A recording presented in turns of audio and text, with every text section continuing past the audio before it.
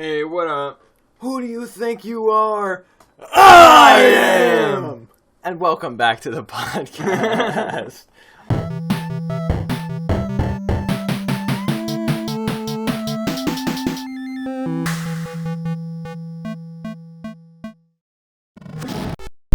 I'm the I'm the bro host. And I'm the co-host. And nothing significant enough to make it part of the intro has happened since last time. Except I'm holding two stuffed animals because I feel like it. Well, one of them is a one of them is stuffed not fungus. an animal. Yeah, that is the wrong So- kingdom. That is the wrong kingdom. It is a fungus. The other one is a stuffed cartoon animal. So is it really an animal? Insert the Vsauce mute. Anyway, yeah. So today we're going to talk about Butter Dog. We're going to talk about... No, with the butter on it. We're going to talk about the ginger ale frog with the ginger ale on it. Butter Dog is the name of that guy whose video I just showed you. He calls himself Butter Dog. Dude, now I want a ginger ale. I just had an ice cream sandwich earlier. We're going to talk about... We're going to talk about video games because a lot happened in the world of video games. Oh my goodness. I might follow up and make some amendments and updates to my previous discussion about Kick and Twitch, streaming platforms and Twitch rivals. Well, rivals to Twitch. Twitch rivals is a different thing, so that sounds confusing. Anyways, we are going to talk about so much stuff and even more that's on my phone that I haven't looked at right now because I don't have my list of podcast topics open, which means stay tuned. Here it is. And stay... No, it's on my phone. Oh. I don't know if there's anything left. Still has a few things on it. I think we mostly talked about... We never talked about the rainbow logos, but you know what? June's already over. You get the idea. Basically... You are the topic of your own conversation. The trend died. That's the summary. But anyways, let's hop into Butter Dog. Because I just showed you his videos. Yeah, Jason was just showing me... And it just made me realize it's a great thing to talk about because I actually have yet to encounter somebody that I know personally who's heard of this guy, even though I know plenty of people have heard of this guy because he's quite viral on TikTok and Instagram. But it's a guy who basically records himself eating various things that he calls his regular diet and or desserts or treats that he makes that are largely, if not entirely, based around raw beef products, including testicles and penises. No, not those! And raw sticks of butter. So I know what you're already thinking. If the dude is recording himself, and by the way, I've never once seen any of his videos, him actually swallowing. I swear, I've never actually seen him swallowing. Have you seen it go from plate to mouth? Yes. Okay. So here's the thing. But we're going to get into this. This is still part of the introduction. So he records these videos. He claims like this is his diet, that he just eats raw sticks of butter straight up as a snack, multiple. He eats raw ground beef. He eats raw bull testicles and bull penises, just as part of his diet. We just watched a video I just showed Jonathan one where he says he's eating 10,000 calories in a day challenge. Luckily, I didn't see the bull bits. I only saw the butter. He ate sandwiches. 5 Grimace milkshakes. Yeah, I saw that. He had literally like a sack of potatoes looking pile of bull balls on his desk that he was eating. Bull. But anyways, the question really around this guy, it's like, okay, this kind of stuff has been done before. Rhett and Link have eaten bull testicles, so it's not like that crazy. They've eaten penis. Which is pig anus, not penis. It's a Link coined term. But basically, like, it's not that crazy. That's okay. You're eating bull testicles, cool. People in other cultures actually do that. You're eating it raw, cool. People in other cultures do actually eat raw beef. So it's not like it's like groundbreaking or mind blowing to me. The butter is. But well, the butter is just stupid. But that's what we have to ask. The unanswerable question, at least for me, is this guy's account satire or not? Does he swallow? Does he swallow or does he spit? To what level? If his channel is not entirely satire, if it's partly satire, partly serious, where's the line? How much is satire? How much is serious? It's a big investment either way. How much do you think bull testy costs? Probably a decent amount in the amount that he's getting it. But so here's the thing. He's done other videos, like these weird videos where he goes up to people shopping in grocery stores. There was one that I saw. He punches them in the face and throws them on the ground and spits on them. No, but what he did is he walked up to this guy shopping for cereal and he was like, "Oh, what cereal are you getting here?" And he was like, it was like Fruit Loops or Tricks or something, you know, something with food coloring, food dye in it, like every cereal. And he was like, oh, but look at the ingredients, like the red 40, whatever, this stuff's bad for you. And I was like, okay, like, he's not wrong, you know, like, if you could get something without artificial coloring, that's obviously better for you. And that was the whole video. There was no raw bull testicle eating. There was nothing else. It was just him going up to this guy and like rating his cereal that he's buying at the grocery store as like a health PSA. Which he should chug raw red 40. That had nothing to do with what I was talking about, Jonathan. You are literally just saying random thoughts as they come to your brain. No. Think about it. So far this episode, it's not like you shouldn't eat that, but I mean, you shouldn't eat straight sandwiches of butter. But that's the thing. He thinks that you should, but it has to be satire. So here's what I'm going to say. Oh, yeah. Well, then which direction is the satire? Well, you should kill yourself with the stuff you ingest? That's why it's so confusing, Jonathan. But here's the thing. He adamantly denies anybody who claims that he is faking it, not swallowing the food, so on and so forth, that it's just and yet he still hasn't swallowed on camera. That I've seen, he's never in a video definitively showed himself swallowing any food. He'll show himself taking bites, so he 100% has taken real bites of raw bull testicle. On the regular, he does that. I've seen him bite off the ends of bull penises. So, like, 100% he's not faking that. But I've never seen him swallow. Unless maybe, Why like... is this the content a bite of butter, like a stick of butter. Dude, it's what recommended to me. It's not like I looked up this guy. You want to know what YouTube recommended me today? Well, we're not done with Butter Dog. Okay. Because I want... What this is it's an unanswerable question. I don't have the answer. Nobody does. It's kind of like when iDubbbz did that documentary on Dax Flame and whether Dax Flame is a character or not. I don't have the answer, but... Wait, who's Dax Flame? The guy who made the video in the Superman suit. He made the vlogs of his life. Yeah. Like one of the OG a while ago. YouTubers. Anyways, the point is that there is no answer, but I'm going to provide you with the information. I want you to go out, do your own research, and come to your own conclusions, and feel free to comment and tell me what the fruits of your research are. But there is I detect almost a level of satire even in the way he denies the allegations that he's faking it.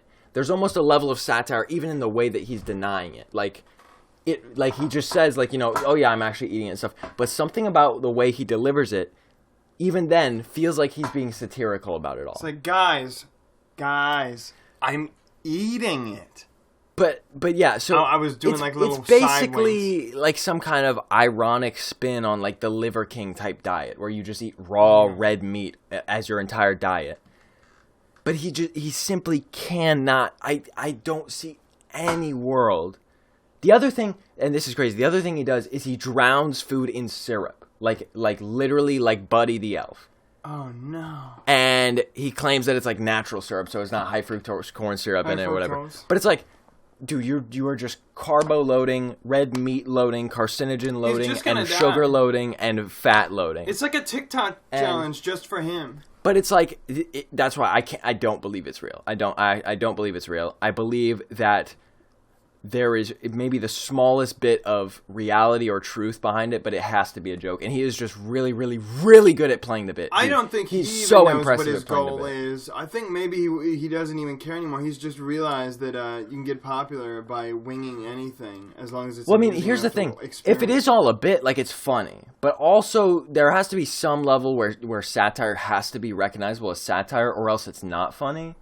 And No. It's not satire, not functional satire, but sometimes failed satire is still pretty funny. Let's be honest. Well, but no, that's the thing. It's not. I mean, it's. I wouldn't call it failed satire. It's just so well veiled satire that I don't know whether it's reality. And while it's funny, I think it would be funnier. Actually, we had a topic about this. I think it would be funnier if he weren't pretending so hard that it was real. He has to give some clues. Like, everybody always gives clues. Even if they really, really do the bit well, they give these little clues that if you're observant, you can pick up on them. But so far, he's stayed airtight. I mean, aside from the fact that what he does is outrageous, it's impossible to believe that he's actually eating any of it. And I genuinely believe he would be, like, so close to death if he was eating only this diet. Aside from that being the clues, it's believable. Like he's never given any sort of hint that it is satire. Like, he's never broke character at all. except in these latest videos, I mean, the one thing I will say is that he has been getting very humorous about the way he delivers it. Like the one where he's drinking the Grimace shakes and he was like, yeah, I was grimacing at my dookie because it was so purple. Like, so yeah, that's the only thing that so far he's given as a clue that it's satire, is that now he's being very humorous about the things that he eats. And like at the end of that video, he was eating 4 sticks he was like, yeah, my stomach hurts a little bit from that ground beef that I ate inside of a watermelon rind, so I'm only eating 4 sticks of butter with Pop-Tarts tonight. Like, the way he delivers that, like, it has to be satire. But yet he says it so dryly, dude. To be fair, though, if you were doing it this long, I feel like you would just use humor to cope with your own existence at this point. Like you just know. Like, this is just what I do now. I eat butter and bull testicles. The one piece of... Or the one thing that's convincing of it being real that everyone always points out is... This dude's face is stuck permanently red, like deep red. Like his face is it looks like he's constantly blushing. It literally looks like how flamingos get their color from eating shrimp and like, you know, crawdads and whatever. He's just got like heavy makeup on. The day he finally reveals it, he just like licks his hand and then like slaps his face. And it goes back to normal. And it all wipes off. No, his face is like shades of color that it shouldn't be. I need to be a bit closer to the mic. But maybe that's just how his face is. Maybe. Yo, dude, he was just born with a red face, and he was like, what can I do with this weird face I have? And he went with eating raw beef as a bit, and it's working out for him. But so if you want to do your own research, it's like butter __ dog on Instagram or something. Wait, let me find it. Yeah, it's butter __ I think it's just 2 underscores. Dude, okay, but look, now he has a coupon code for some nutrition website. No. Wait, what is this website? Hold on. Is this an ARG? Yes. Is it an ARG? Dude, this is like, no, this is one of the scam. This is like one of the scam nutrition websites. No! Reclaim your vitality. This is like the kind of thing Liver King promoted. Yep, it's like male vitality supplement pills, testosterone supplement pills. No. Okay. No. See, now if it's satire, what he's done is he's gone to this dark side by, even if it is satire, now he's just shilling out for some scam nutrition company. So, this just got even deeper. I didn't even, okay. What I was going to say... That's enough. It may not be relevant now with this new information, but what I was going to say when I was referencing something we talked about on an old podcast about successful satires, because the whole point of satire is that you're trying to mock something. But it doesn't register as mockery if you don't know what you're making fun of. You're talking anymore. quiet today. Am I? Well, you're also kind of just far away. I thought I was as loud as ever.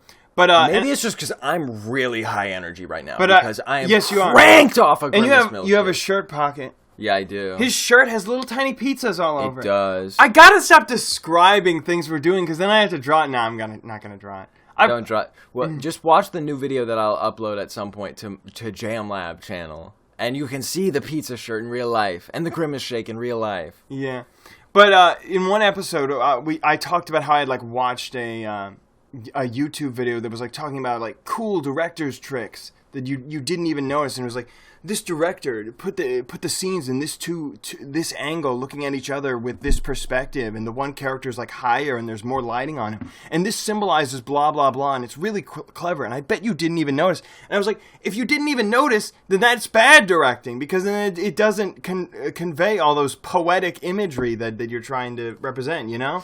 Yeah.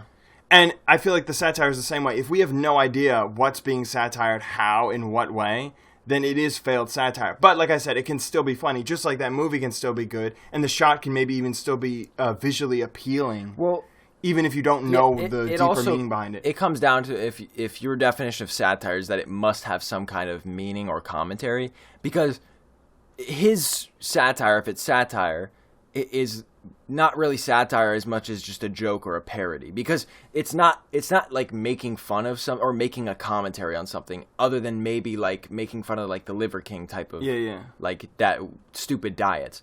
But again, now he's actually shilling out for one of those companies. What if he just has enough faith in his audience that they'll see that this is a scam and get that it's part of his character? Yeah, he's just actually making a bag while simultaneously just taking the satire to a whole nother level by making a bag. I had not heard that term until you started saying. I assume that's making money. Yeah, they chase the bag. Chase the bag. Just think of a bag with a dollar sign on it. You pull out these lingos that I trust, like you've heard from other places, but I have never heard them. Okay, and I guess that's because I don't hear things where people are talking about making money that much.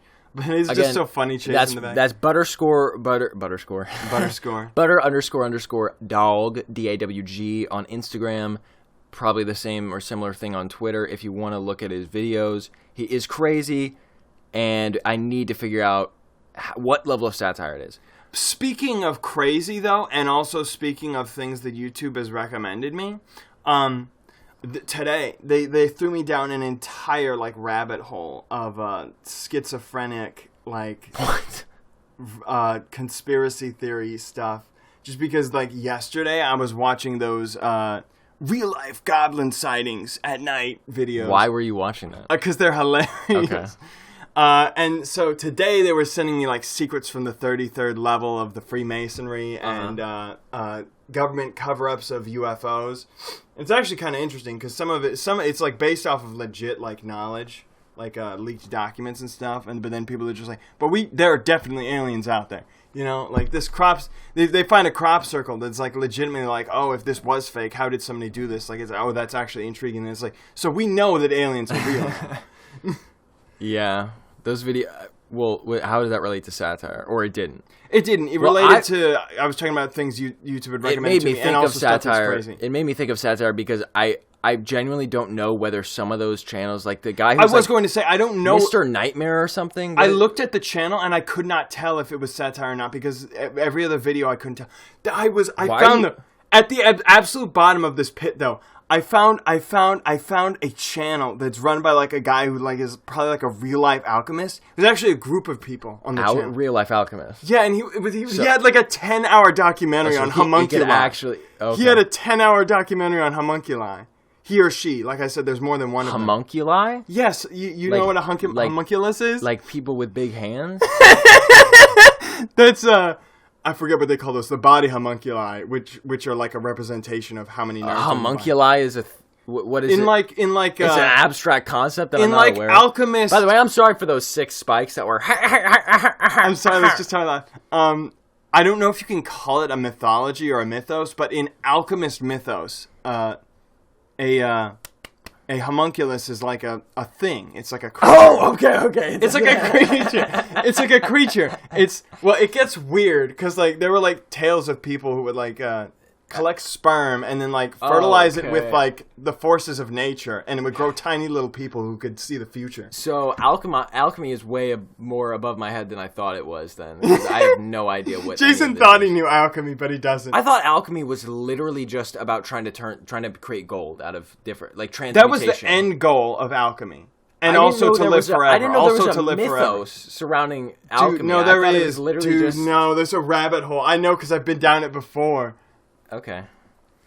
Well, that's like also like the philosopher, the sorcerer's stone kind of thing from Harry Potter, right? Like the stone of life kind of thing. Yeah, that's the philosopher's stone or the philosopher's serum or whatever, elixir of life. Yeah, supposed to make you live forever, turn any metal into gold. I thought that was just a Harry Potter thing, but guess not. Yo, dude, if that guy can make, and I know the government killed him. But if that guy can make worms that eat plastic and digest it, I bet that we can make like nanobots that can turn any metal into gold. Like, I bet we're there. The alchemists would be like, no way, but then they'd die because the government wouldn't want it. You know what I actually think the next... Imagine the prices of gold, they would go way down if somebody... One of the next giant revolutions of science probably is going to be the ability to literally manipulate things at a molecular atomic level. because everything at its roots is just made of protons, neutrons... Yeah. Electrons. I don't even know if that's within the scope of our lifetime, but things grow exponentially, so who knows? I didn't think this level of AI would, in the scope of our lifetimes, but not at this part of our age. I didn't expect it this early. I did. Well, but I don't know about manipulation of molecules. If you went back to when I was younger and told me we have this now, I would believe you. But if you went back just a little while and told me, I would be like, no, because we didn't ease into it. It was like a steep drop off. You know what would be crazy? If this was somehow preserved in the Library of Congress. Yeah. The Library of Congress should legally withhold every publicly disposed information. Like they should have receipts from like every text message. Okay, that's a little bit creepy. No. Somebody in the year like 3000 who's doing alchemy. When we've discovered atomic manipulation science, and somebody's making like a Netflix, but in the year 3000, whatever Netflix is, somebody's making a documentary about the olden days before atomic manipulation. Yo. And they're gonna find this podcast in the Library of Congress, and they're gonna source it. They're clipping this right now. They are clipping this right now, and this is great stuff for their documentary because this is getting super meta because we're people from the past talking about the future, and right now you could be hearing us in a documentary in the future, but we are from the year 2023. And then I get hooked on the meta, and I spill the beans that the reason why we know all this is because we're time travelers, and now we end up on the future equivalent of those YouTube channels that got recommended to me. Right. If we're convincing enough, we could end up on national news, and then there's a hunt for us. But you can't find us. On our head. We're time travelers. There's nowhere to good luck, buddy, from us in the infinite expanse of time. You don't know what kind of power I have. Speaking of which, I watched Interstellar recently. Yeah. And it was a pretty good movie, but you know what I didn't know? That it is from 2015. I thought it was newer than that. It's pretty old. Honestly, I actually thought it was older than that. We have the opposite. The reason why I remember seeing clips of it on TV, but I've never seen the whole movie. I love these little buttons on the collar of your shirt. I've never seen the whole movie, but I watched it because my friend watched it something like within the last year, and it became his favorite movie. So the fact that he had only watched it within the last year made me think that it was more recent, at least newer than like 8 years old, like maybe 4 or 5 years old.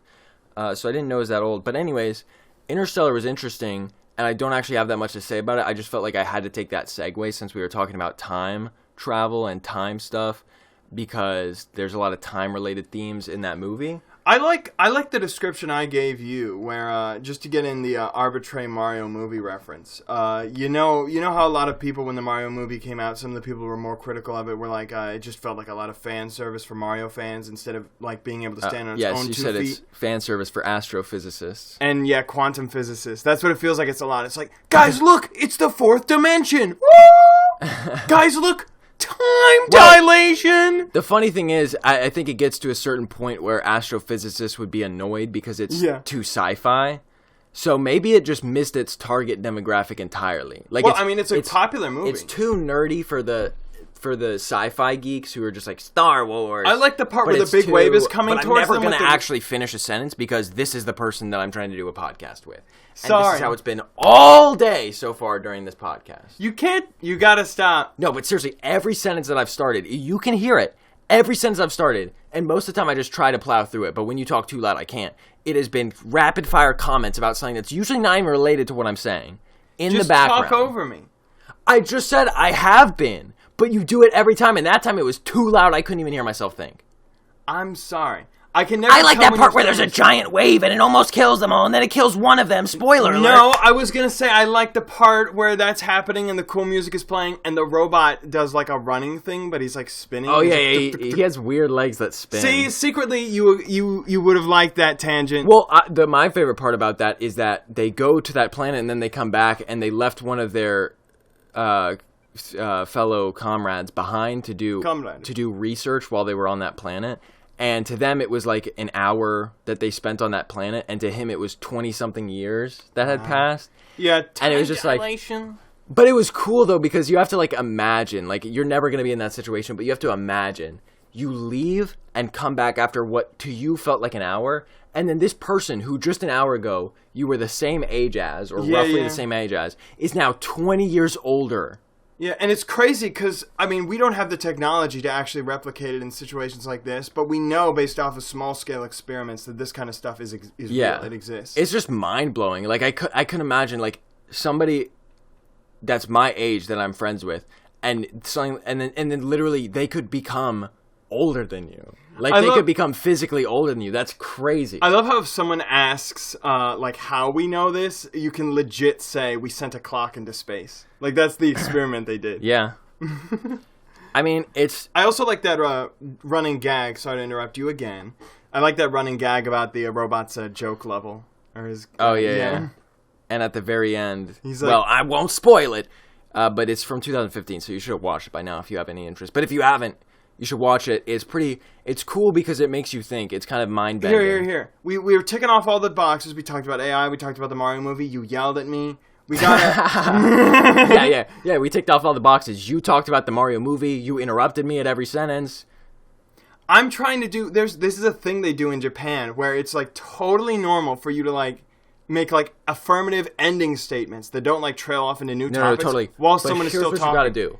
And I think for a podcast, it makes it more interesting. You gotta lower it by several decibels if you're gonna do those. But, dude, do you remember watching The Middle? And Brick would always be like, I talk to myself.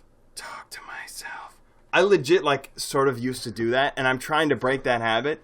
But you're trying to reinforce it, because I'm going to start whispering to myself. You just can't talk louder than I'm talking if you're going to interject, because that's the only time that then I can't talk over you. But let's transition... I was gonna say we gotta do another new podcast standard, which is where if we talk about something that's currently irrelevant, we have to somehow tie it into something that is relevant. Did any new sci-fi movies come out? Not that I know of. Okay, well that failed. Yeah. Did any other cool movies come out? We still haven't watched the new Spider-Verse. Well, yeah, that's the only movie I can think of right now. I feel like they're making. Still haven't watched Sonic 2. You know what did come out? Starfield, the video game. Oh, wait. By Bethesda, I believe. Dude, I went crazy. I thought you were making a reference to my the bullet field. No. Starfield, which I don't know much about it, but it's basically supposed to be like a massive open world space exploration game with like randomly generated planets or whatever. Kind of like No Man's Sky. But I haven't heard much, but I've just heard that I've not heard overwhelmingly great things about it. People didn't have overwhelmingly great things to say about No Man's Sky when it came out either. No, they had bad things to say. But then they warmed up on people. It. Yeah. But here's the thing. This was interesting because one of the critiques that I came across for Starfield was that only around 10% of the planets have life on them. Oh, wow. And people were like complaining about like that it's going to make the game too boring. And I'm like... But that's realistic. But that's realistic. I mean, honestly, it should be way less. It's actually not realistic whatsoever. Yeah. It would be like 0.00000. That would mean we would have already found life by now in our own solar system. Yeah, exactly.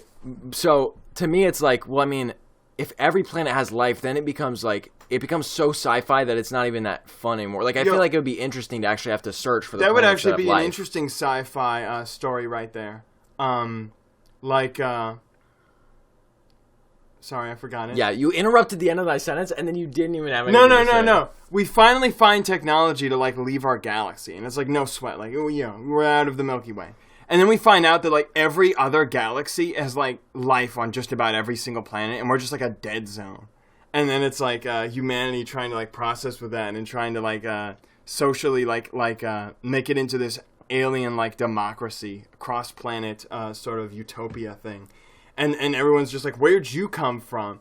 It's like, there's life in that hole? And it's like... You know, what's crazy is that I feel like there's not significant scientific evidence to necessarily dispute that being a possibility. Yeah, because we can't observe that that totally could just be the case, that, like, we go to another galaxy over and boom, there's life on a lot of planets. And think about it, the further out you go, the more stuff we don't know about. And think about it this way. We do know from our own planet that there are places that are like dead zones. We have deserts. We have places that never get any rain because of like weather, mountain patterns.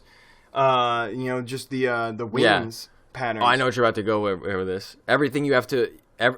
the whole universe functions on scales. There's different scales of everything. Yeah, secretly, we're like those little tiny like antlions living in the desert sand, and there's nothing else all around us. But you go a few galaxies over, lush rainforest everywhere. Just like how on Earth there's different biomes and different Wait, what's the word? Hospitability? Maybe. Hospitability. Hospitality, it doesn't sound right, because that's like a human thing. Anyways, survivability, whatever levels on the Earth, in the grand scheme of the universe, there's like certain galaxies that are like desert galaxies with no life. Yeah.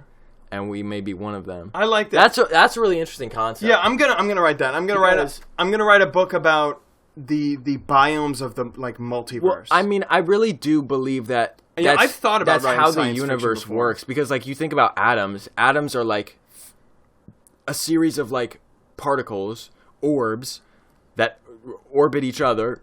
They revolve and rotate and stuff. And then you have planets which do the same thing, and then you have galaxies which rotate and revolve around each other, and so on and so forth. So I guess that's why so many people believe in the multiverse, because it's like, oh well, if there's galaxies, then you go one step further, and then there's multiple universes. Yeah, you leave our bubble of dark energy. But then there would have to be multiverses, and multiverses. But that's why people think there may be as many as 11 dimensions, and then the final dimension, like the differentiating like thing along its axis, is what the rules of reality are. Before we get into string theory, let's stop getting into string theory and talk about Reddit.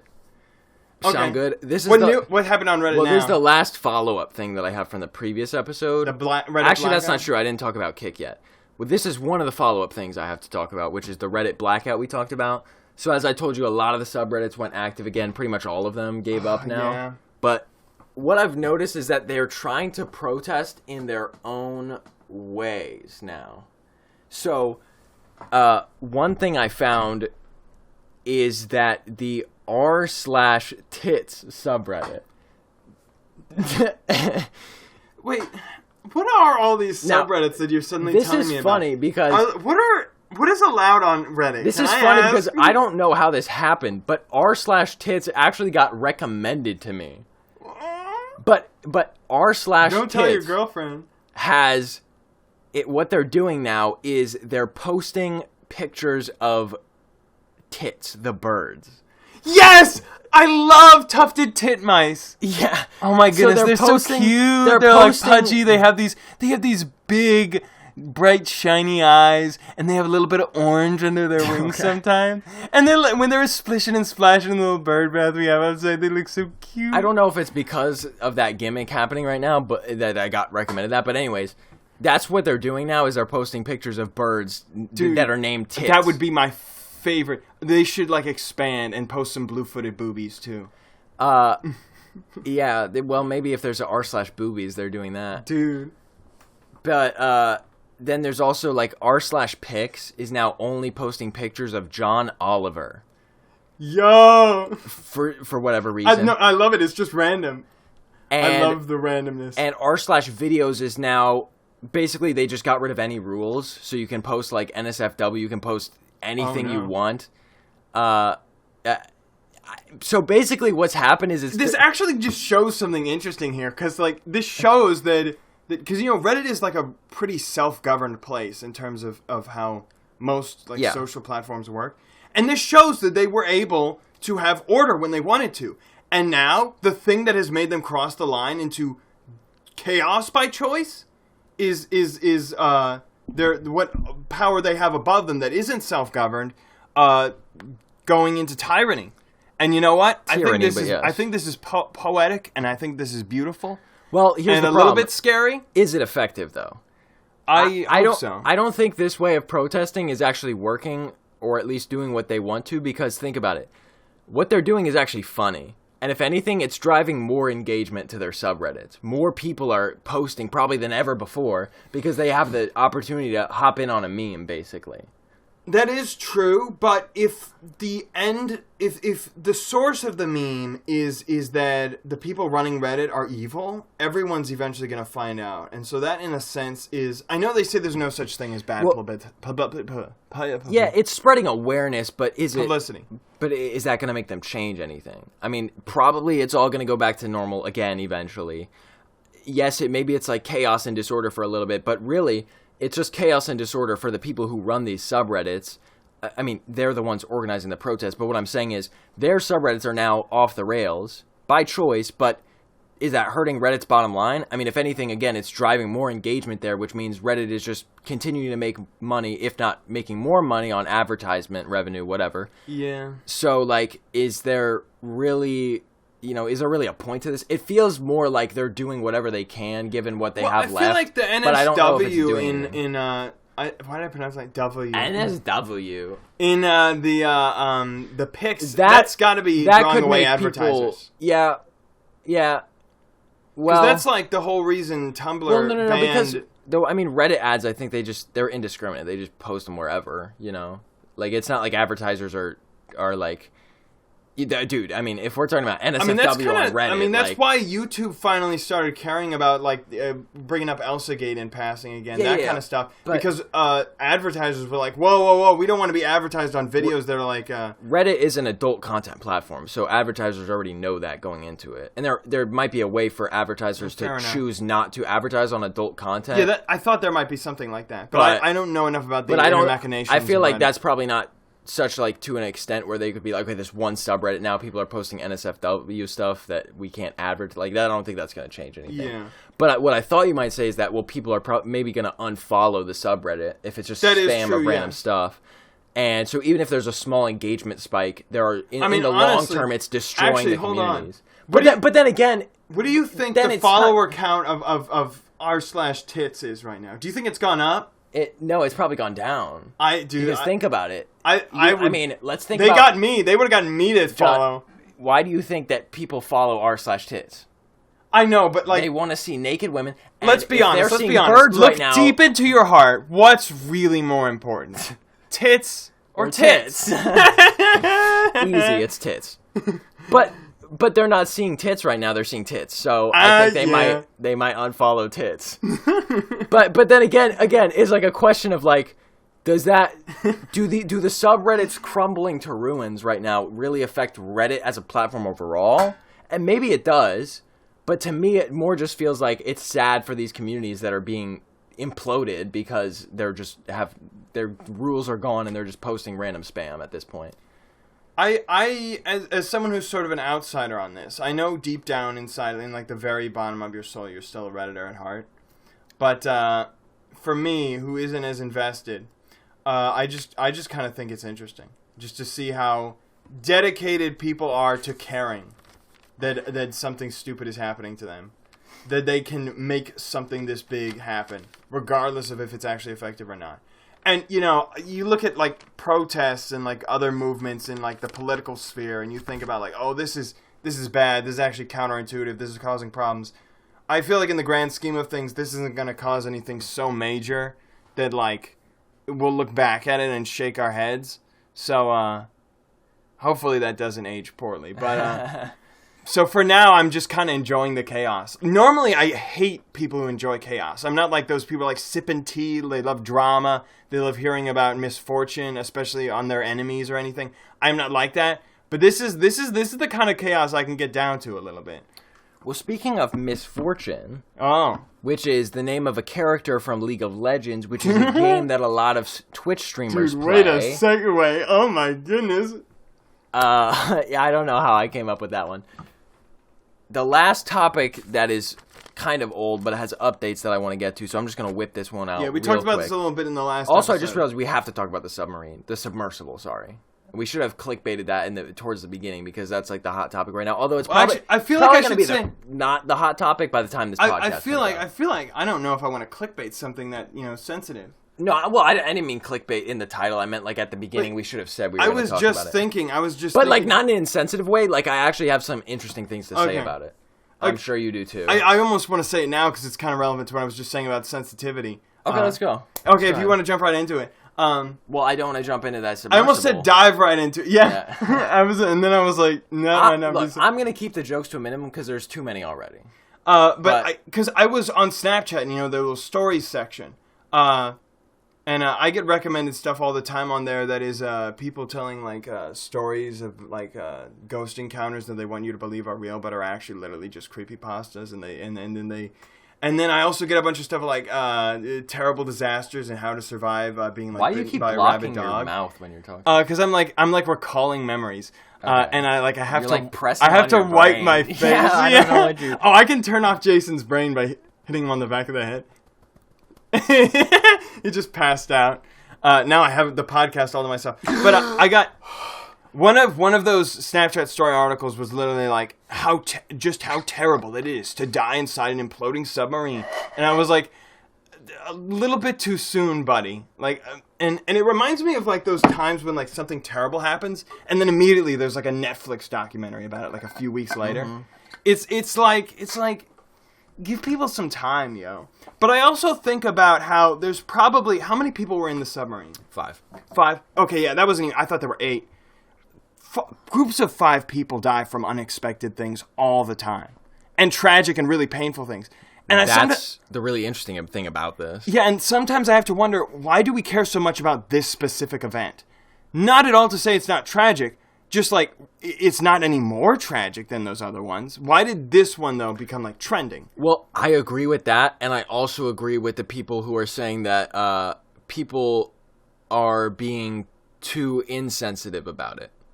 I think, well, it's kind of interesting because the big discussion basically is like they were rich billionaires, you know, they were just people playing around with money and being stupid with it, and that's what got them killed. So ultimately, we have no sympathy for them. That's what some people say.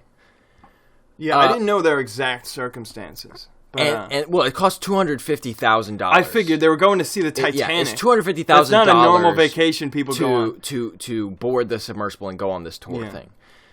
I'm assuming. Is there for a reason each you keep person, saying submersible instead of submarine? There's a difference, I imagine. They legally couldn't call it a submarine because it's not. It's not because it's not legally. It's not like up to code with any legal requirements for a vehicle to go under. Oh wow! So it was underwater. like they were going like in the equivalent of like a boxcar something. They like went to Lowe's, bought a sheet of metal, wrapped it around in a tube, put like a Pringles can topper on it, and then threw that baby in the ocean. Not really. It's quite more sophisticated than that, but it's not sophisticated nearly enough as it should have been for something that you're going that deep I think underwater. I'm starting to understand why people care about this so much. It's kind of hilarious. Well, that's what people are making jokes about. Because, and again, their deaths aren't hilarious, but the situation, I won't say it's hilarious. I said that a little bit to like exaggerate it, but it is absurd. You got me drawn out all over the place now because I have so many things to say about this, and you've like brought them all up out of order. But, go. Okay, so the first thing I'm going to say is he's speeding. I don't know. I don't know if it even what they were doing was legal. I feel like it's barely legal, if at all. I mean, who's going to stop you from killing yourself? Well, that's the thing. I guess who's going to stop you? But I feel like there has to be some kind of regulations about traffic underwater. But I guess there's not. In the same, we have like. I keep wanting to say it's not hilarious, but now I'm imagining like a police submarine drives up and it's like, do you have a license? Well, okay, so we have air traffic regulations, right? Yeah. About planes that can fly in the air, aircraft. Yeah. You know, I'm going to put rules and back regulations. down on my beanbag. I guess we don't really have that with the ocean in the same way. Now, we can't just be monitoring. Correct me if I'm wrong, but I do think it's slightly different, and also because it's less practical to do. It's hard to find stuff underwater. It's harder to detect that stuff. So I guess that's just not the case, and that they can just go underwater if they want to and go see the Titanic. But basically, what they were doing, like the vehicle was not allowed to be considered a submarine. Like it's not up to the regulations of an actual vessel designed to do what they were doing. It was not up to par. Like clearly they made the trip several times, so it worked enough to not. But it's basically like Russian roulette. You're working with something that's shoddy enough that it could work sometimes, but it's a Russian roulette. That's really impressive, though. Imagine making your own submersible that can at least work once. Like that's crazy. That's the thing. It would be awesome to do that and then just go like. Maybe 1,000 or not 1,000. Maybe like control it remotely with a camera. Maybe like 100, 200 feet underwater, just to take like some kind of cool tour. But as deep as they went, I mean, now you're just asking for it. That's like building your own jetpack and then trying to fly it over like Mount Everest. Talking about the shoddiness of it and how it was built poorly and not safe. The one thing that people think is so hilarious, and I'll admit it's funny. Like it's just kind of funny, but if you're gonna say anything about the submersible, sorry, not the submarine, the submersible, this is like the last thing that I think is an issue with it, is the controller that they were using to navigate with it. What was it? They had a $20 like secondary market Logitech game like Xbox style game controller that they were using to control the submersible. That is very funny. It is. I'm surprised you literal haven't heard that. Pringles cans submersible. But here's the thing. So they had the 2 control sticks, and one makes it go like forward, backward, left, right, whatever. Yeah. Like turn. That's like... in the future, though, we might have more controls on like planes and stuff that are like game controls. Because they're just kind of convenient. That's the thing. I don't understand what blows people's mind about that. That I think is actually one of the most creative things ever. It looks funny, but like, there's a fly. Yeah. I'm gonna kill it. No, it got away. It looks funny because the funniest thing about it is that it's like it looks like something from like the era when people were like, "This is what graphics will look like in 2020." It just looks like old like Xbox 360 era. But dude, people use game controllers as like an actual working control system for all kinds of stuff because guess what? I mean, there's a reason why we use them to play games. Like, they're good controllers. They're just like the most convenient way to map controls to your fingertips. And it's like, bro, what did you want him to do? Make a control panel with buttons? And where's he going to buy those buttons? From, like, Lowe's or something? Lowe's? Like what are you... Submarine buttons. What are you talking about? Like, it's not like there's some kind of special buttons that you couldn't even find the wood glue at Lowe's. A button literally just sends an electrical signal for something to happen. Like, there's nothing wrong with him using a controller. I just think it's hilarious that in specific was the thing that people thought was the funniest. I mean, it is funny, but like not funny, for those reasons. But like they thought that was like the weakest link of the chain of the Submersible. Like, dude, first of all, they said that they brought 3 controllers for backups in case anything happened with the other controllers. Yeah. But second of all, say their controller dies. First of all, I'm sure they have some kind of mechanism that just makes them rise, the pressure rise to the surface. Yeah. Some kind of like safety mechanism. B, if their controller died, right, that is not the weakest link. They're still going to... It is funny to use the phrase controller died in like a life or death situation, though. If their controller went out... We keep saying we're not going to laugh at this, but... They're at least still living. Like, the structure isn't just going to implode. Yeah. Like, the thing that really matters is that it's structurally sound. But anyways, I just think that's funny that people fixated on that so much, as if that was, like, the straw that broke the submersible. Because it's definitely not. And I mean, as we know now, it just imploded. So something inside of it must have broke, and it collapsed and just killed them instantly. It just, whatever you said they built it out of, a tin can. Definitely not. Otherwise, they would have died way faster, but it's funny to call it a tin can. Anyways, but yeah, basically what I've been hearing people say is just like, eat the rich, they're billionaires, I don't care that they died, it's funny. Do you think, given their lifestyle, that they would be glad that their last thing they did with their life was be on the news? No, because one of them was 19, bro. Man. One of them was 19. And that's he probably... Yeah, he's not old enough to be evil. Yes, he's the son of a billionaire, but what I heard is that he actually... So you're about to say son of a bit. What I actually heard, I don't know if this is true, but what I heard somebody say is that it was his idea to do it for his father for Father's Day. And that's why they did the tour. That's tragic. That's sad. And you're going to be like, yeah, I don't care. He's maybe 19, but his dad's a billionaire. He inherited his sins. I'm like, bro, he is 19. He's barely became an adult. I actually take back my statement before about not being able to be evil by the age of 19. But by the age of 19, you definitely have time to be unevil. Well, that's the thing. And we don't have proof that he ever was evil. People are acting like they know this kid's life. Like, yeah. What you're saying is true. You definitely could be evil by the age of 18. I'm using evil as a generic term. But you stop pretending like you know this guy and know that he's evil just because his father was a billionaire. Plus, we were talking about this in the last... No, this wasn't the last. This was the one before the last? No, wait. Was it really the last one that we went on a rant about the death penalty? No, that was the one before, was it? I don't remember. I think it was the last one. I guess it was. Yeah, it was the last one. Okay, yeah, well, we're very much against the death penalty. So honestly, you could be the most evil person in the world, and if you didn't have to die, I would still think that's tragic. The thing to me is just like this. Okay. So you're saying, like, they're playing with money, they're rich, they're playing with their money and doing something stupid like this, and they died as a result. Yes, they signed a waiver that said that they could die, and they signed that waiver and took that chance. So, basically, they got whatever was coming to them. But beyond that point, like, should you celebrate that they died? Yeah. Like, are you really going to celebrate that they died? This is where I said, when I was talking about, like, I forget there's, like, a German word for it, that I'm not even sure if it's real or people made it up. But it means, like, you know, like, pleasure at your enemy's misfortune. Uh-huh. Then when I was talking before about how I don't normally, like, I'm not into chaos and, like, that kind of, like, watching things burn. That's a good example of I'm not a person. I don't see bad things happen to people I don't like. And then I'm like, ew, yes. I basically think, yeah, they because going back to our previous conversation, which tied into the death penalty thing, like, what do you gain from that? What is having that mentality provide you in that? I'm gonna finish what I was saying now. They took a stupid chance, and they got a stupid outcome from it. Like, personally, I would never, ever do that, but they did, and you know they faced the consequences of that. but like it's just so funny as if like simply a rich person dying somehow heals the the class system, the class divide in our country. Like, bro, you didn't eat the rich. The rich person just died. Somebody is going to inherit their money, and guess what? That family is going to stay as rich as they were before. It changed nothing about like it's not a win. It's not a win for anybody.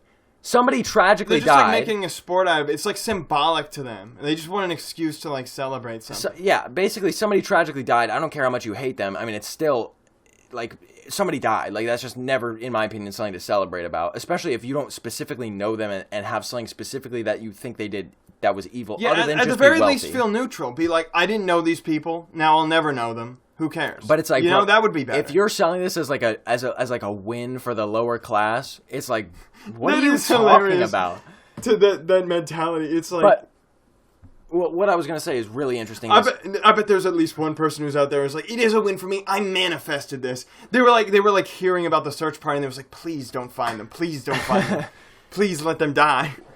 If you're in that camp and you're disagreeing with me right now, I can already hear you saying it.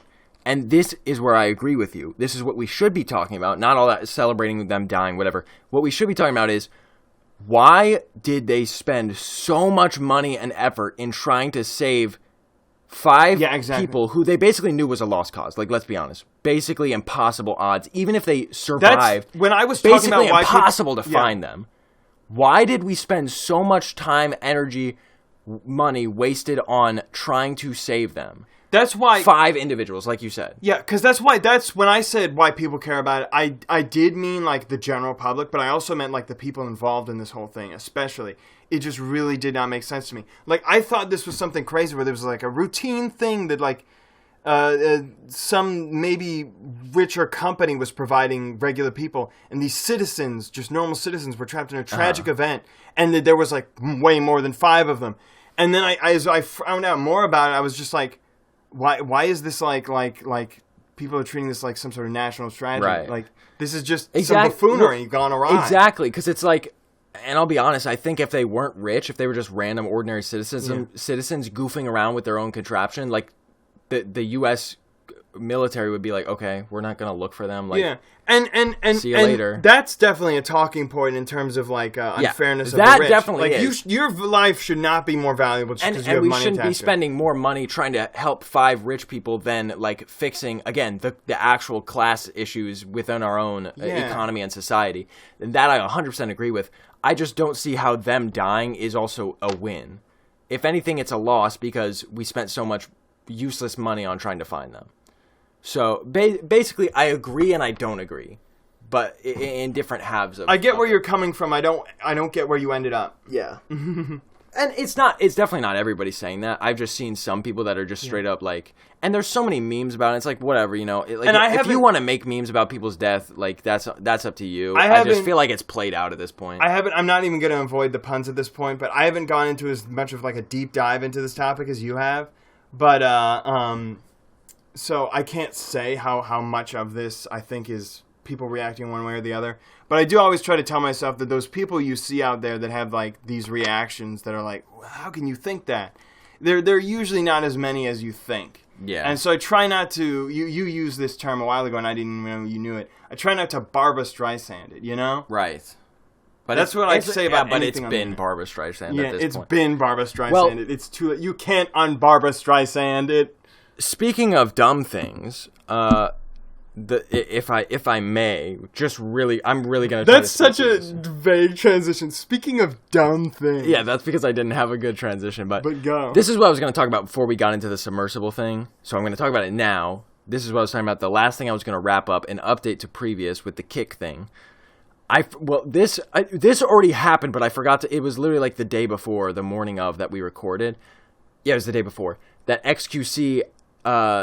Signed the 100 million worth contract with Kick, and I literally just forgot to mention it when we were talking about Kick. So that is insane. Huge slip up. That I forgot to mention that. Massive blunder. But I am now. So xQc, which is basically the biggest probably the biggest English-speaking streamer, period, and the biggest one on Twitch, maybe period, definitely English-speaking period. Ludwig is primarily on YouTube now, right? He's only on YouTube. Okay, he's yeah. exclusively contracted with YouTube. Isn't he? Wouldn't if you're going all platforms, so wouldn't it be him? No. Oh, no. okay. xQc is massive. Dude. I do not keep up with streamer stuff. But Ludwig is one of the biggest on YouTube. Ludwig, I think, is the biggest English-speaking. Yeah, he is the biggest English-speaking streamer on YouTube.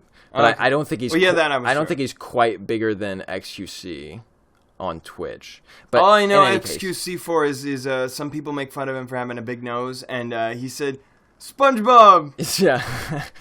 Anyway, so he's on Kick now, which is big for Kick, but is also interesting because it's not an exclusive contract, meaning he can still stream on any other platform he wants to, which is really interesting. And it's a really interesting move, like, to pay that much money, but be like, but you don't even have to only stream on Kick. But I think it's a good idea. Because I heard it explained by Philip DeFranco like this. If he is not exclusively bound to stream on Kick, then what he can do, start a stream, a multicast, like on multiple platforms, right? He's streaming to Twitch and YouTube and Kick maybe, except now Twitch doesn't let you multicast, so we'll see about that. But then, halfway through the stream, you can like say, okay, now this next part of the stream is going to be only on Kick. Or this part of the stream is like, I can only do on Kick because of certain like TOS stuff, right? Community guideline stuff. And then that is probably more effective than like cold turkey with Ninja and the Mixer thing, where it's like, I'm only on Mixer. And you probably don't want to watch me on Mixer because Mixer is not a good platform, but I'm only on Mixer now. And it ruined Ninja's career, literally. Yeah. Dude, every time I think about back when Ninja was like the default, he was like the default celebrity of that year. Like he was at like the New Year's celebration. Yes. don't even talk about that. Dude, bro. I was gonna say though, should I reference this thumbnail? Should I recreate our first episode? But with xQc? Yeah. Not our first episode, but the first one on this channel had a Ninja thumbnail with money bags. Yeah, and like the Mixer logo was on the money bag. Well, the last thing I was going to talk about with this is that there was some drama between xQc and Pokimane. Oh, I haven't heard about this. Pokimane being the biggest female streamer. Probably period. Lay it on me, bro. I want to hear it. Basically, Pokimane was dissing people going to Kick. Not necessarily dissing, but she was like basically saying in regards to whether she would move off of Twitch, you know, with the implication of it being Kick, because that's the new big competitor. She was saying, I've already got money. Like, I don't need a $100 million contract. I've already got a lot of money. Why would I compromise my morals to switch to another platform? Morals? So basically what she was saying is that Kick being a platform that's owned and operated by a gambling company, Stake.com. Oh yeah, I forgot about that. And it was basically created with the sole purpose of being the alternative to Twitch because Twitch banned gambling streams. There are all these Twitch alternatives. I keep forgetting which one's origin story is which. Yeah, Kick is the one that started as to allow gambling. And that guy literally just got mad because he got banned from Twitch. It's admittedly for... Yeah, train wrecks. Yeah, dude, I hate train wrecks so much. But that's a whole nother... That's literally how all of them start. It's like, a person who is clearly not a good influence and was clearly banned for valid reasons, hate Twitch so much, I'm going to make my own platform. But, yeah, so she's basically talking about how it's like a gambling company or owned by a gambling company, which I admit at this point it's kind of way bigger than that, but that is still how it started, and it's actually still its top category on the website is gambling streams. I feel like there's always room for nuance, and I didn't see how she mentioned it, but yeah, I don't know if I would go so far as to straight up call it a gambling platform, even if there is definitely a focus on it that is worth mentioning. That is part of the big argument, but then here's where the conflict comes into play. It's big talk, and I agree with this, it's big talk coming from Pokimane streaming on Twitch, owned by Amazon. Yeah. And it's like, are we going to talk about the endless sins of Amazon as a company? Yeah. So it's like, it's like when you're... It's weird. People are like, it's like they forget about like the sins of the parent company if it's mainstream enough, you know? Yeah. It's like Twitch is the default, so who cares?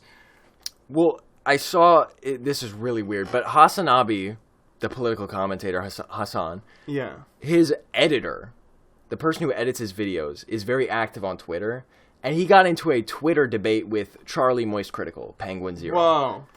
Because Charlie was backing xQc and saying, like, people can go to Kick if they want, it's not really about morals, or it's not like... Yo, dude. He was saying that it's not any different, and he streams on Twitch, by the way, and he was saying it's no better than Twitch being owned by Amazon, who is one of the worst companies, most unethical companies ever. Yeah, honestly, almost And undebatably. this blows my mind, dude. Coming from Hassan Piker's editor. Hassan being like the biggest socialist, democratic, liberal guy, leftist guy ever.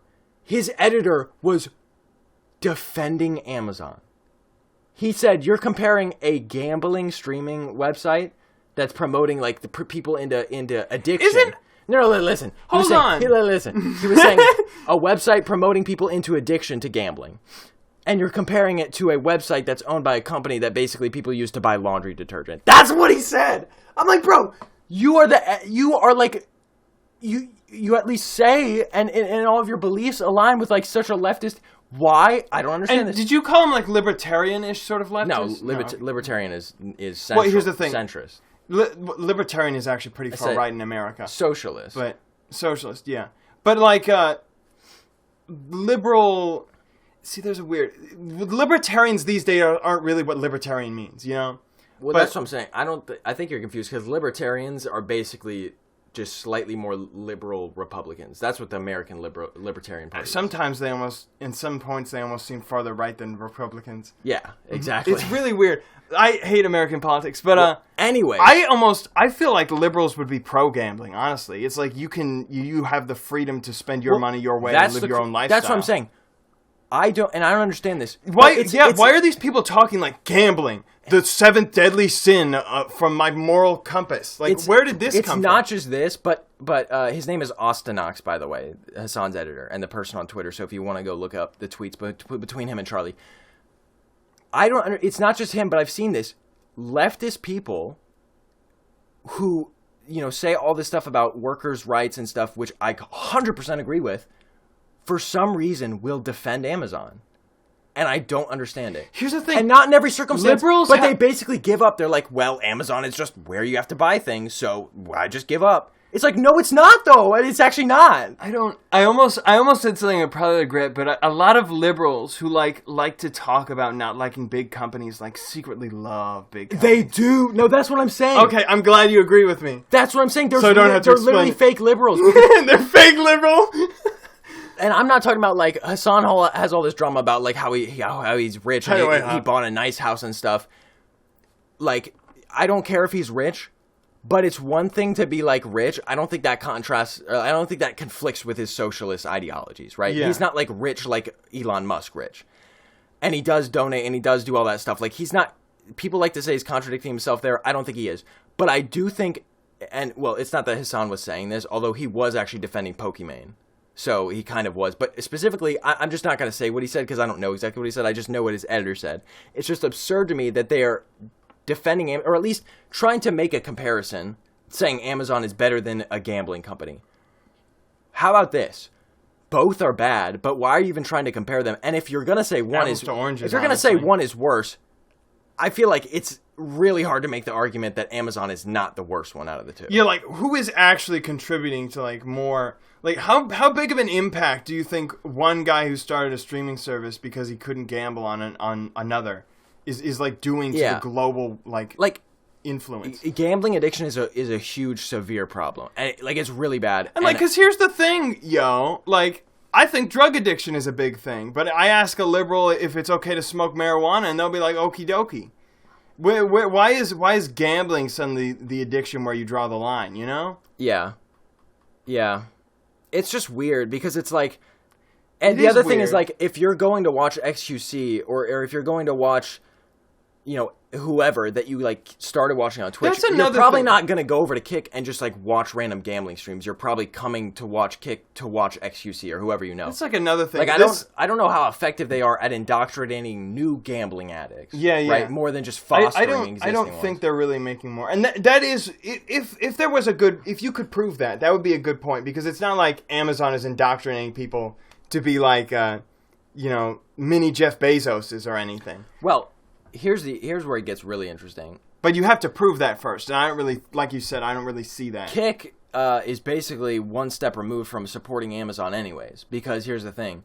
Kick uses Amazon Web Services as the platform that they use to do all their streaming data. So they're using Amazon servers to basically host their website anyways. So if you're on Twitch or if you're on Kick, in one way or another, it's going into Bezos' pocket. Yeah. But that's why I just think the whole conversation, the whole drama between them is so weird. Because it's fine if Pokimane feels that it's compromising her morals to go to Kick, then that's fine. That's her personal choice. But don't like push that perspective onto everyone as if it's the only one you can have. I just think it's weird that she was coming after like xQc for like saying that he's compromising his morals. I don't really think that's what it's about. People have like lost the self-awareness that they can be wrong about things, or that there can be not like a starkly black and white right and wrong about things as well. Now, what I will say is that I feel like there's more research I could do into the subject. Yeah, we still don't have a Jamie. We're still looking applications for our Jamie. I'm basically not going to act like I know everything, and I'm not going to act like I'm confident on this issue in every way. This is just my reactions, and mostly to that Twitter drama between Charlie and Hassan's editor.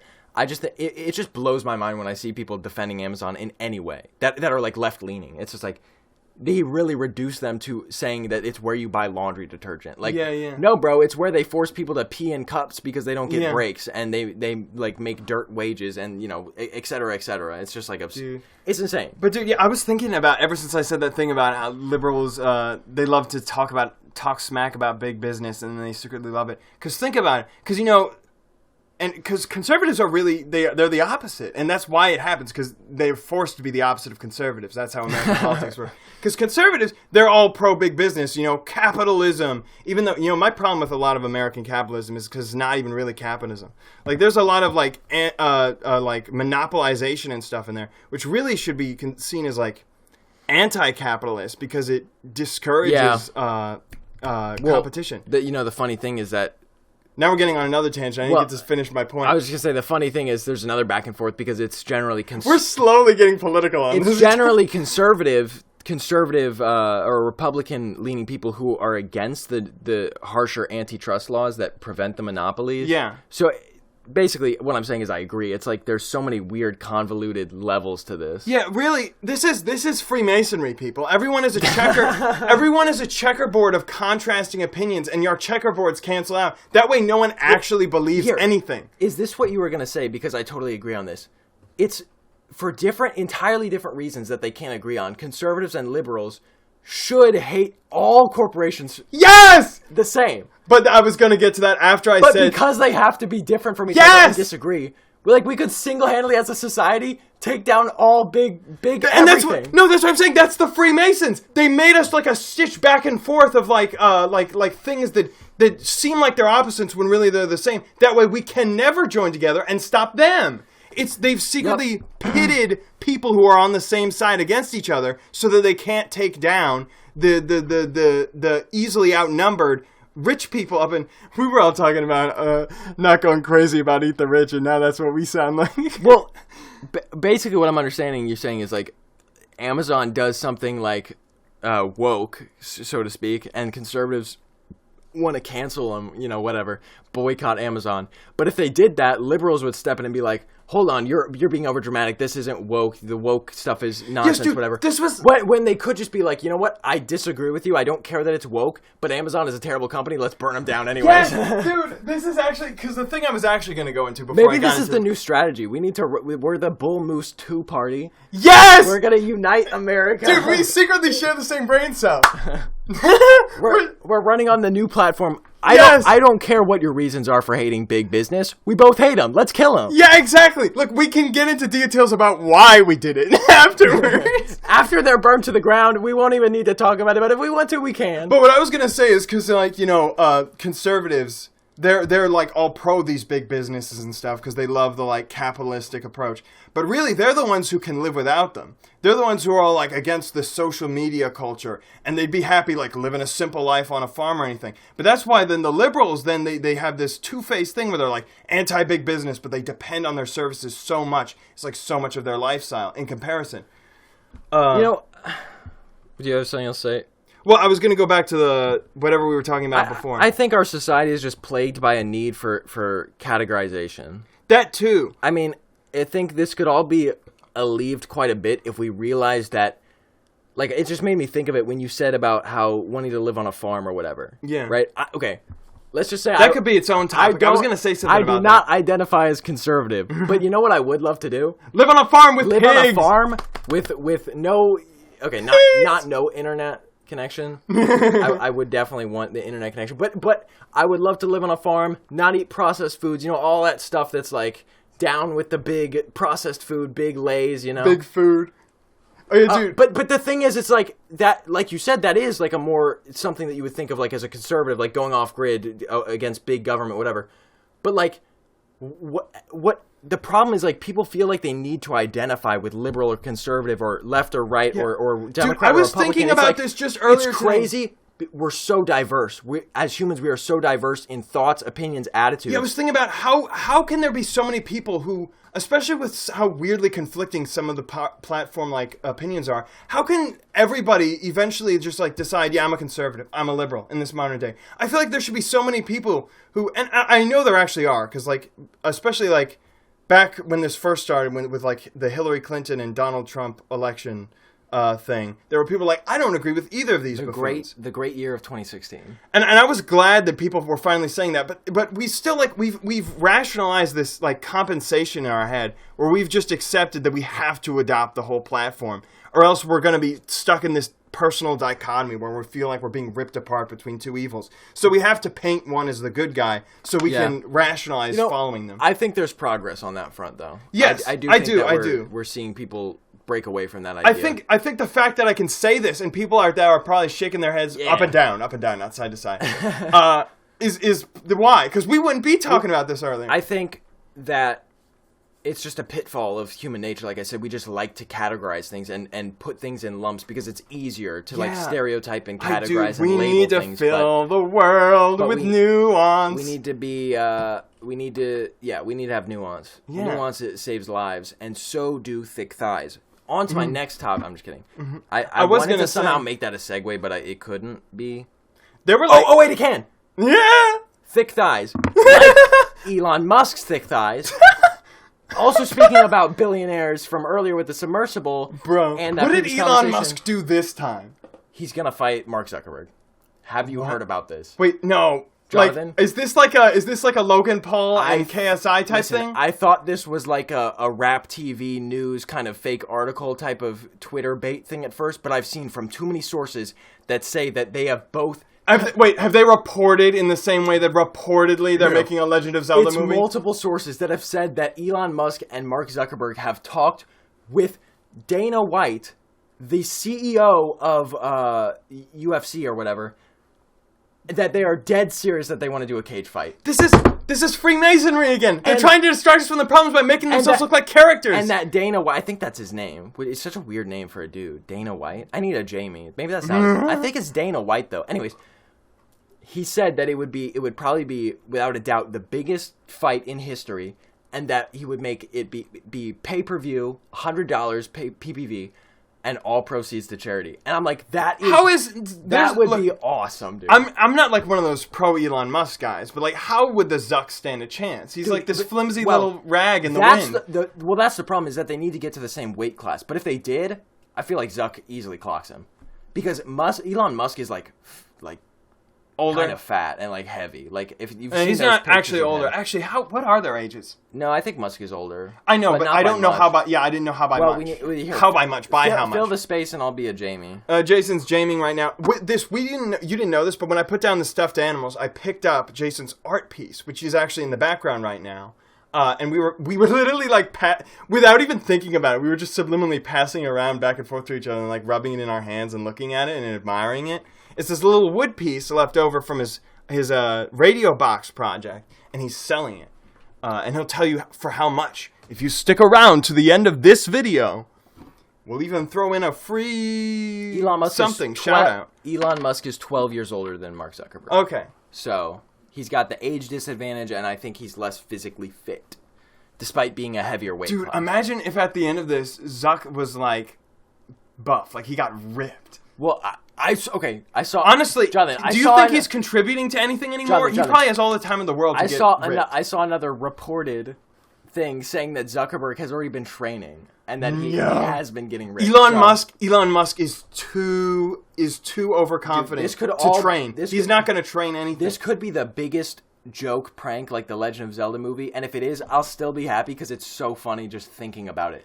I will admit I'm amused. If it becomes a reality, dude, I'm sorry, I might pay for the PPV. Nah. Because it'd be so memed that everybody would post everywhere. This definitely is a diabolical marketing strategy to detract from their atrocities. He said he donated all to charity, though.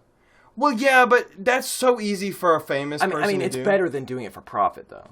Yes. But also, I would still enjoy it. You get to see two billionaires beat each other up. I mean, now we're really digging into what eat the rich crowd, right? Yeah, there. we're really starting to backpedal here. This is kind of it would be so entertaining. Though. We've literally fluctuated across the entire political spectrum throughout this podcast. Yeah. What was I?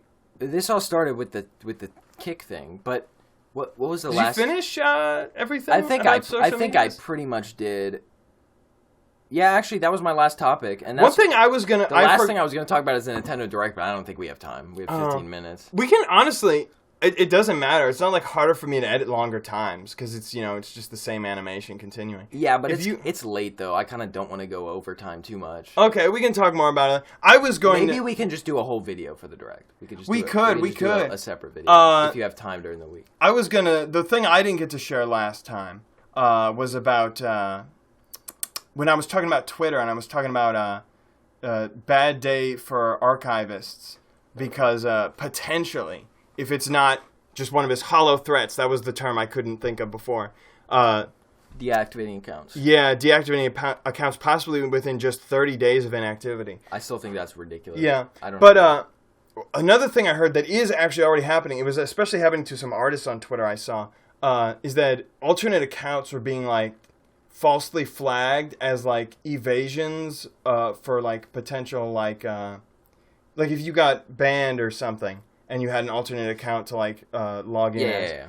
And so they were getting both accounts banned because they thought they were trying to like evade rules when they hadn't been banned. It was just like an alternate account they had.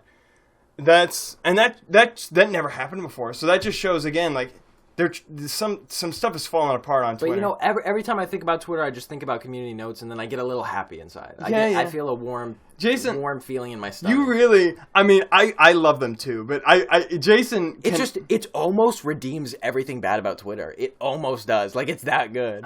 Is there something else they could add within the same vein? I just wish they would add community notes to Instagram and stuff. Like I wish that would just become a standard. Like I'm so happy about. Honestly, if they did, that'd be crazy. Because seriously, the amount of times I've come across stuff that's just straight up wrong and the community notes has told me otherwise, like it's actually helpful.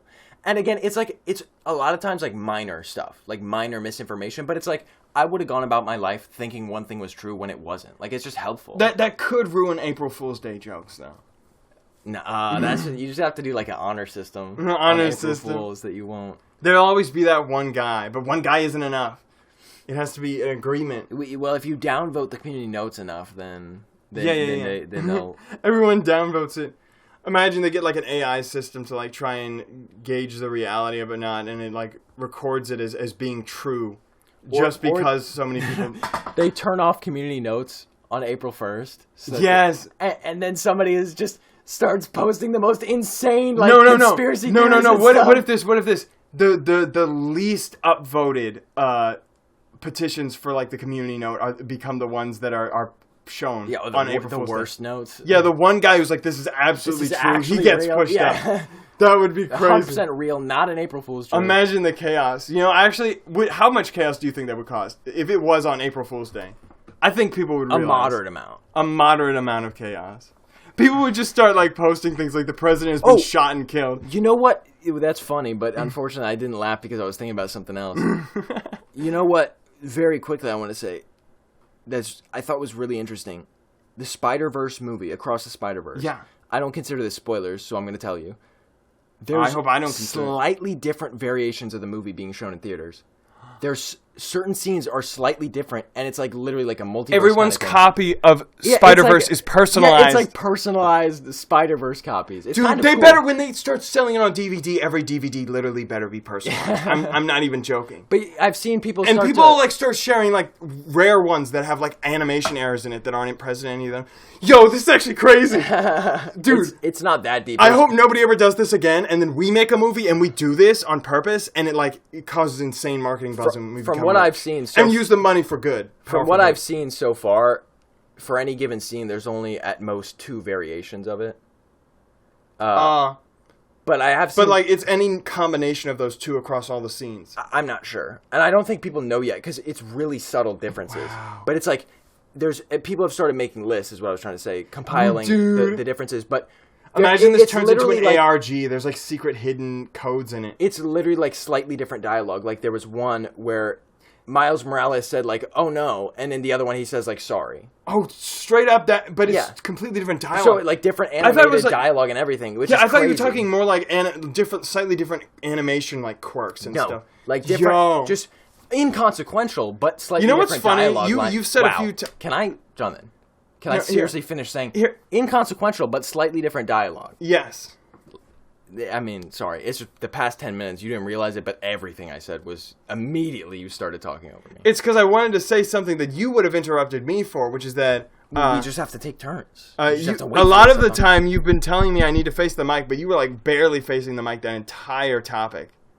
That's because I was like... See, Jason's a hypocrite. No. He won't admit it. It's because I was giving you death dagger stare because you were interrupting me so much. Okay. I was like I was trying to kill you with the Force. I'll choose to believe you because the consequences of not believing you can be also because violent. you were getting way too hyped about personalized Spider-Verse copies. It was kind of amusing. But anyways, look. Me making a Mario Do you have reference? any other topics left? I mean, all of those topics were mine, so...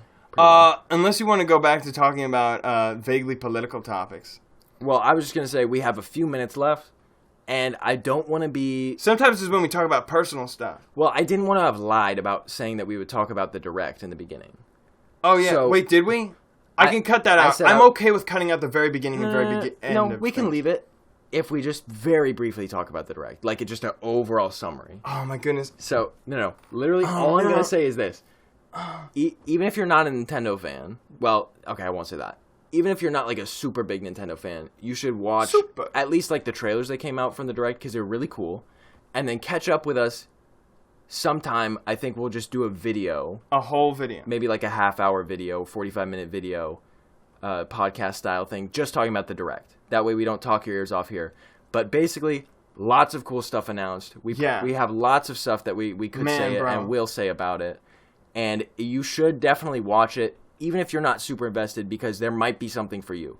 There's 2 new Mario games, which is crazy. We were just talking about how... There's 7 new Mario games, depending on how you define a Mario game. We talked about how they were having a lull on Mario games because the whole Mario movie stuff. And now they've just opened the floodgates. Opened the floodgates for Mario games. There's new ports and remakes that were cool and hype. There's Pikmin other stuff 4. teased. More information about Pikmin 4. Jason was like, tell me we need to make an emergency podcast to retract our comments on Pikmin 4 because we were talking about how they need to add another Pikmin, and then they immediately did talk about another Pikmin type that they're adding. It's definitely, well, I won't get into it yet. That was funny because I was like, dude, instantly that outdated our podcast instantly. But we'll talk about that. We'll fix our errors. But anyways, there we go. We talked about the Direct. So, vaguely. Next episode of the podcast, probably going to be 100% Direct themed. Might be shorter. Oh, the whole episode? I thought we were going to do it in between. Oh, like a half episode? Yeah. Like we did with the Mario movie. Yeah, but not as long as the Mario movie. Not at all. Definitely not. I don't have that much to say. I was going to say, because I feel like I need to defend myself, I'm just going to put this out here. I am not obsessed with the Mario movie. Like, it's not like my favorite movie ever. But that video was insane, guys. The length of that video. The Mario discussion. That's because, and this is the part I'm trying to defend here, I just really think Mario and cinema have a really interesting history and like a dissective perspective you can have on it. Especially when you include the other movies like the 1993 movie. It's just so weird, the like culture and like scenarios behind it and audience reactions and everything. Because they're just... Can I say something about that? What? I feel like you as a film student, you could write a paper on this if you cared as much, but you didn't. No, I think it's interesting. What I was going to say is not going to do justice to what you were talking about, but I saw a comment on Twitter. Somebody was talking about the Mario movie, and there was somebody in the reply who said that the Mario movie is a demonic, Masonic something movie.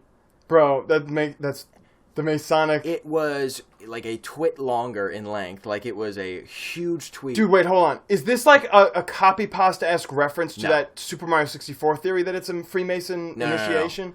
What he did was he said... You gotta send me this. Because I screen capped that entire Twitter log. He said, don't get me wrong, the movie is great fun, but it has a demonic casting.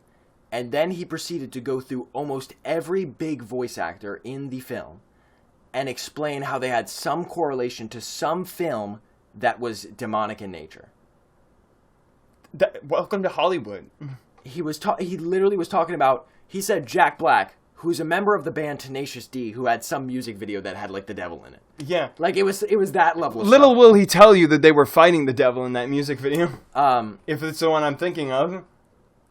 Then at the very end, this is what made me think of it. The real kicker, at the very end, he was like, yeah, so anyways, that movie is very well done and a big departure from the cult classic that I watched as a kid. The old Mario movie they're talking about. And then he was like, it was so weird. He started. He just reset. He started and ended. He was like a sleeper agent. He turned on and he turned off. He started and ended the giant wall of text talking about how the movie was good, but in the middle he was like, but don't get me wrong, it's full of demons. Did he say Masonic in there? Yeah, one of the actors specifically, I think, he said was in some Masonic film, that was therefore demonic because it's Masonic. I don't know if I'll regret this, but if you can find that, I actually want you to send me that. I don't know if I'd be able to find it, because it was completely a random tweet. But I can try to hunt for it for you. Because I have found some weird... I crave weird analyses of video games and video game Analyses? Analyses. It's actually crazy. I found like a YouTube channel once. YouTube has just recommended me so much. I found a YouTube channel once, too. That is just... That, like, gets into, like...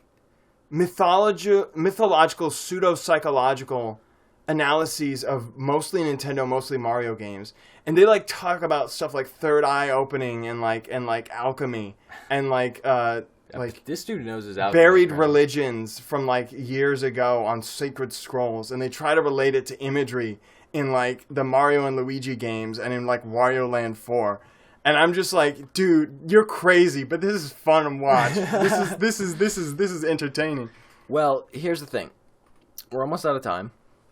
I really have to dookie. Like, I have to go number 2 so bad. A blookie dookie? Purple duke? Yes, I think it's the Grimace shake. It's moving through my body. Like, yeah, he had a Grimace shake just before this. Yeah, it's kind of funny that I found that Butter Dog video of him eating the Grimace shakes, but I had just eaten one myself. We're just like, dude, that was our sleeper agent thing. We open and close with the Grimace shake.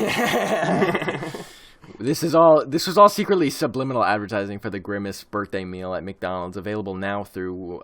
Finally got a sponsor. Through whenever his birthday ends, which is apparently never. Yo, the never-ending birthday. But anyways, yeah, I have to blookie dookie, and we're about to hit the 129 discount time. That rhymed. And that rhymed. Woo! I'm going to flip a dime. And I'm going to go on a climb. So I'll see you next time. Oh! Wait. This has been... Do you already have time in that rhyme scheme? Yeah. Rhyme scheme? That was my sleeper agent. I opened and closed with time. Speaking of time, sleeper Interstellar... Speaking of Interstellar... Hold on. Speaking of Interstellar being lost in space, lost in sea, speaking about the Submersible, the billionaire, speaking about Elon Musk and his thick thighs, like everything we talked about in this podcast episode is interrelated. And you know what else is interrelated? The checker boxes of the Masonics that we talked about earlier. Yes. And this episode is a Masonic propaganda. This is a Freemason exposed podcast. Ourselves. We are the checkerboard. We noticed we were sleeper agents. We snapped out of it, and now we're speaking the truth. You know, if this was any other cult we were talking about than Freemasons, we could probably die by putting this on the internet. Nah. Nobody's going to watch it. Hey, but if you're a Freemason, please... But if we mysteriously disappear, like... if you're a Freemason, please contact us and like hook us up with the inner workings because I really want to know, but I don't want to join because you can't leave probably. Yeah, we need a whistleblower or something. Yeah, be a whistleblower, but we won't. We're looking like be a public whistleblower. We're looking to do like an underground like documentary type thing. Dude, that'd be actually so cool. Yes. That has to have tried to been done before, but maybe not as good as we could do it. Bro, we've been trying to close for like 12 hours. Yeah, but this is an awesome outro. We really should just start. We really should just start doing 2 hour, 22 minutes. I would kill myself. No, you'd enjoy it. I think you'd learn to enjoy it. No, this is because I'm. It's 11 right now as we're recording. It's a night. I'm not about to do it right now, especially since we're literally on the 129 deal. But I was actually going to start this by comparing us to other podcasts I've watched. But we're not going to do it now. We got to get the 129 deal. Yeah, we have seconds, I've been the bro host. Seconds. I've been the co-host. See you next time. Goodbye. And that rhyme.